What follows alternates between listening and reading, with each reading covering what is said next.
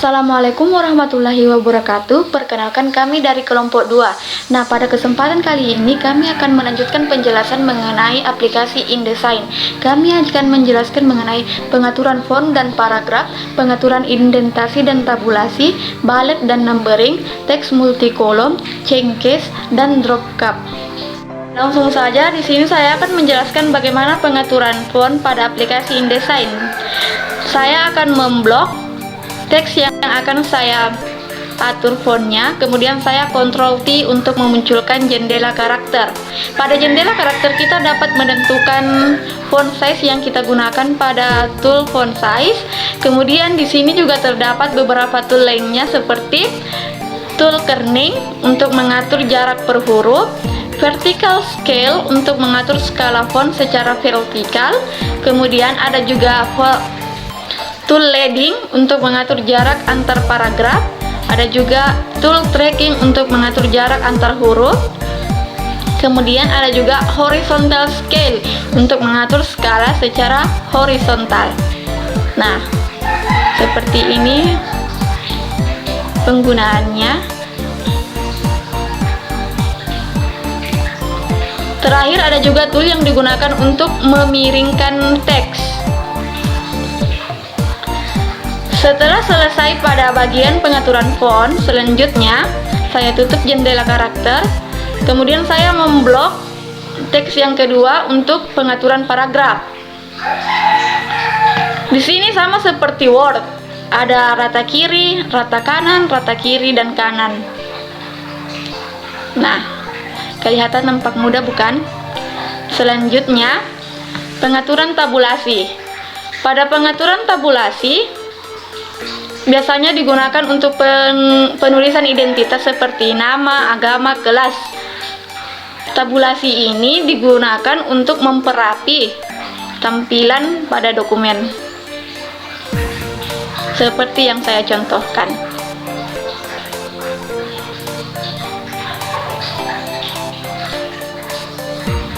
Nah, jadi tabulasi ini untuk merapikan dokumen, tampilan dokumen. Guys, sekian penjelasan dari saya mengenai pengaturan font size dan juga paragraf dan juga mengenai tabulasi. Selanjutnya akan dijelaskan oleh teman saya.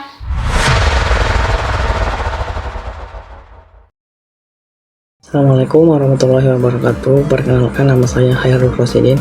Saya dari kelompok 2. Di sini saya akan menjelaskan sedikit tentang bullets and numbering. Nah, pertama-tama di sini kita akan masukkan sampel teks. Kemudian kita Ctrl A, kita blok semuanya, bisa dengan cara manual, bisa juga dengan cara shortcut keyboard. Kemudian kita menuju ke properties. Kemudian kita scroll ke bawah. Nah, di sini ada pilihan bullet and numbering. Di situ ada dua, yang pertama bullet list dan numbering list. Nah, kita pilih bullet list contohnya, maka tampilannya seperti itu. Kemudian number list, maka tampilannya seperti itu. Untuk lebih lengkapnya kita pilih option. Nah, di sini ada pilihannya yang lengkap. Pertama kita pilih bullet dulu. Nah, di sini ada macam-macam ikonnya. Kita bisa merubahnya sesuai dengan apa yang kita inginkan. Kemudian kita add, yaitu untuk menambah icon yang kita inginkan lagi. Nah, di sini banyak pilihannya. Ada emoji. Nah, kita contoh itu, ambil itu. Nah, kita scroll ke bawah, kita cari icon yang kita suka, bullet yang kita suka. Nah, setelah itu setelah kita memilihnya, kemudian kita klik add, lalu OK. Nah, setelah itu yang telah kita pilih kita ganti lagi menjadi numbers.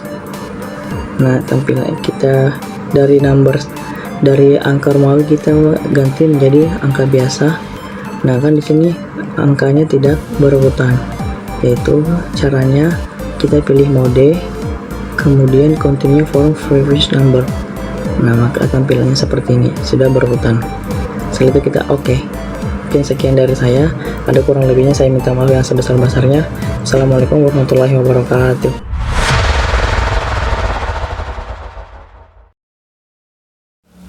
Baiklah, saya akan melanjutkan materinya.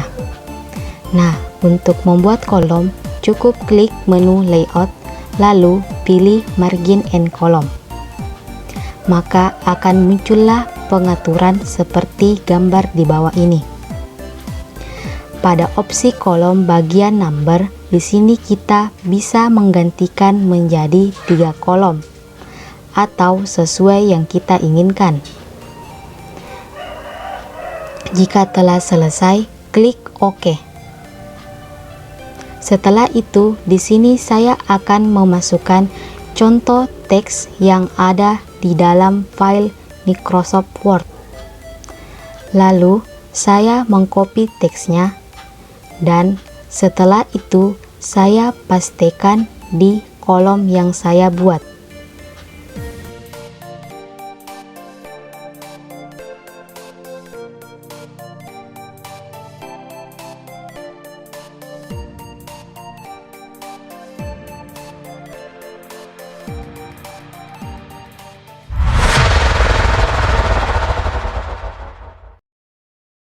Selanjutnya yaitu Cengkes. Di sini saya akan memperlihatkan fungsi dari Cengkes. Nah, di sini tampilan saya sudah memasukkan beberapa teks paragraf yang ingin kita ubah ke Cengkes. Pertama, kita blok paragraf yang ingin kita ubah atau teks.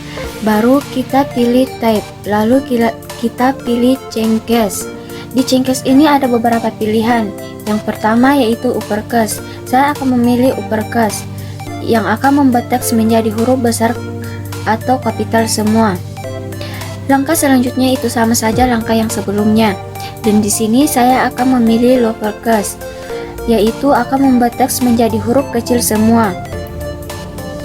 Yang ketiga saya itu memilih titlecast, akan membuat kebalikan dari setiap huruf yang ada di teks yang Anda pilih. Yang terakhir yaitu sentencecast, akan membuat teks menjadi huruf kapital pada awal kalimat, sisanya huruf kecil. Jadi, fungsi dari Cengkes yaitu berfungsi untuk membuat huruf depan menjadi kapital, memperbesar huruf keseluruhan, memperkecil huruf.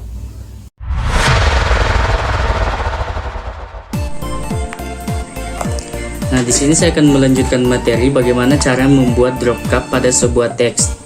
Nah, untuk menampilkan menu pilihan untuk membuat drop cap, kita cukup tekan Ctrl M pada keyboard. Nah, akan tampil menu pilihan seperti ini. Kemudian kita letakkan kursor pada huruf yang akan kita buat drop cap.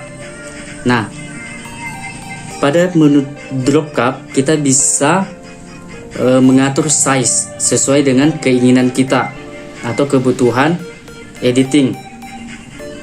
Nah, kalian bisa lihat di layar bagaimana cara pembuatan drop cap itu sendiri.